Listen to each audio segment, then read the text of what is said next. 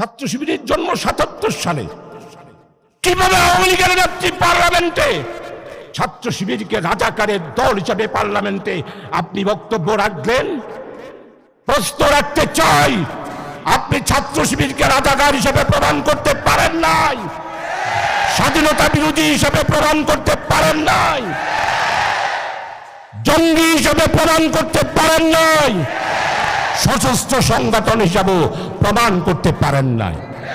তাই ১ আগস্টে আপনি ছাত্র শিবিরকে জামাতের সাথে সম্পৃক্ত করে নিষিদ্ধ ঘোষণা করলেন কি? সন্ত্রাস দমন আইনে ১৮(১) ধারায় ছাত্র শিবিরকে নিষিদ্ধ করা হলো। করল কে? স্বরাষ্ট্রমন্ত্রী আসাদুজ্জামান কামাল।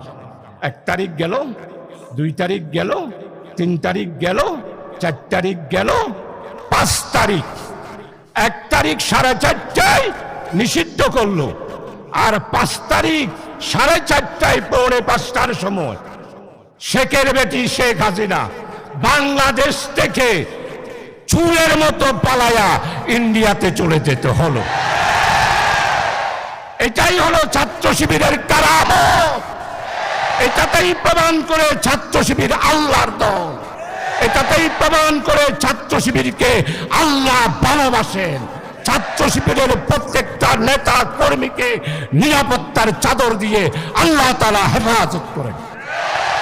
কারণ ছাত্র শিবির নবী আকরাম সাল্লাল্লাহু আলাইহি ওয়াসাল্লামের রেখে যাওয়া একটি ইসলামী আন্দোলন এবং সংগঠন।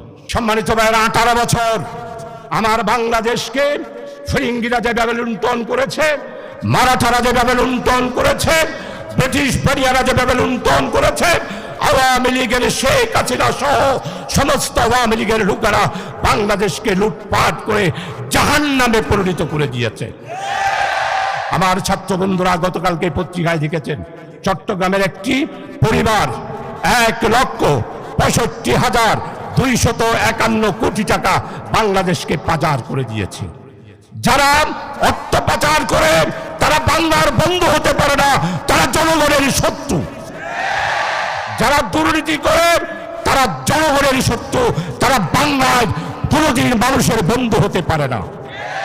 আমার কৃষক ১ লাখ টাকা লোন পায় নাই, আর বাংলাদেশের 16টি পরিবার বাংলাদেশকে লক্ষ লক্ষ কোটি টাকা ব্যাংক থেকে ঋণ নিয়ে ব্যাংকে আজকে দেউলিয়া করে দিয়েছে, ব্যাংকে আজকে ব্যাংকরাপ্ট করে দিয়েছে।